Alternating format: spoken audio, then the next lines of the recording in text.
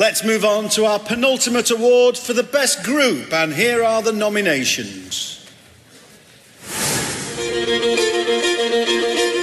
Bellowhead. When the alibis kill.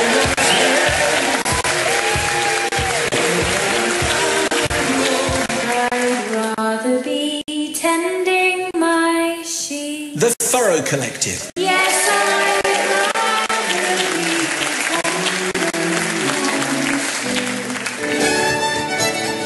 The Gloaming.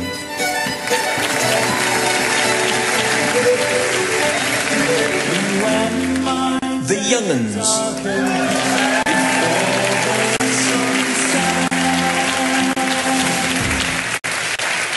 To present this award, please welcome a writer who will be well known to Guardian readers for his weekend column and for his books, which include the very funny How to Be a Husband. He usually writes about family life, but occasionally about his banjo-playing antics of the band Police Dog Hogan.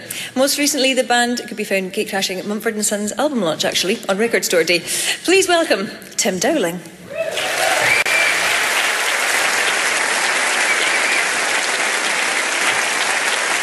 Thank you. I never mention the name of the band in my column because it seems like shameless self-promotion. But I'm happy for that to happen here. I'd even like to say that our gig in London this Sunday isn't quite sold out yet. I'm honoured to be here to present this award for Best Group.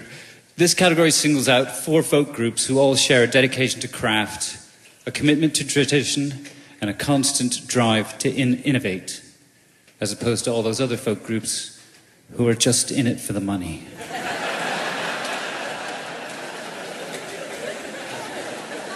Ultimately, the group is the embodiment of the basic idea that music is a communal act, something people do with and for each other, as well as for an audience. And every group comes with its own group dynamic, the chemistry, the friction, and the shared experience that gives the music its unique flavour. I know from my own experience what a proportion of a group's time goes into writing, rehearsing and performing, and how much of it is spent feeling carsick on the M6. Tonight's winners combine the best of traditional folk with a modern sensibility, and also with something else that folk music should never be without: a social conscience. Ladies and gentlemen, the BBC Radio 2 Folk Award for Best Group goes to The Young'uns.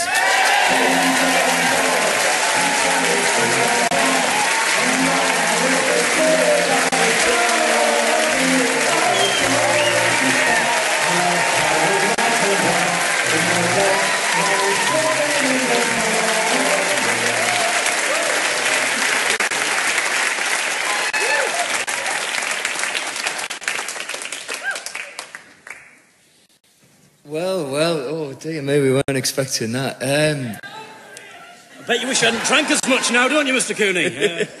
Thank you so much. This means the world to us. It really does. We've sort of watched and admired this wonderful event for years, and people used to say to us, "Oh, lads, you'll be up there for the Horizon Award." And after 7 years of them saying it, we thought, it might never come true. I mean, these were our parents, obviously. No one else said it. But, It's funny what Nancy said about having folk music thrust upon her at a young age. It's the complete opposite for us. We thrust folk music upon our parents and our families. And we're so glad we did. We'd like to thank our families because they've been a fantastic support to us. There you go. You're doing well. And, Yusuf was saying for him it started with one boy and one guitar. For us it started with 3 boys and 3 pints of beer. I mean, the whole reason we got into folk music in the first place was because it so happened that there was a folk club on when we were 16, and it just so happened that was in the only pub that would serve us underage. So the moral of the story is there are positives to illegal teenage boozing. An excellent message to the BBC to portray there.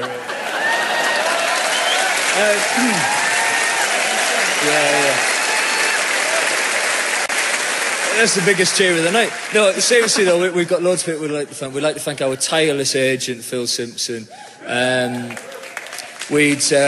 we'd like to thank so many hundreds and hundreds of people that we've had the privilege of singing with and singing for throughout our now 10-year career. All the people at Stockton Folk Club, great heroes of ours, the Wilson family, Graham Knights, Jim McGeehan. These people have really inspired us and have taken us under their boozy wings and encouraged us to fly. Excellent metaphor there, Mr. Thank you very much, David. You should try writing songs. Anybody else? I think that'll do it. And everyone at the Stockton Folk Club as well. Yeah. And we'll thank everybody else in person because they're all here tonight anyway. Have you finished tuning up now? Yeah, they've tuned up. We can go. Goodbye. Thank you very much. Cheers.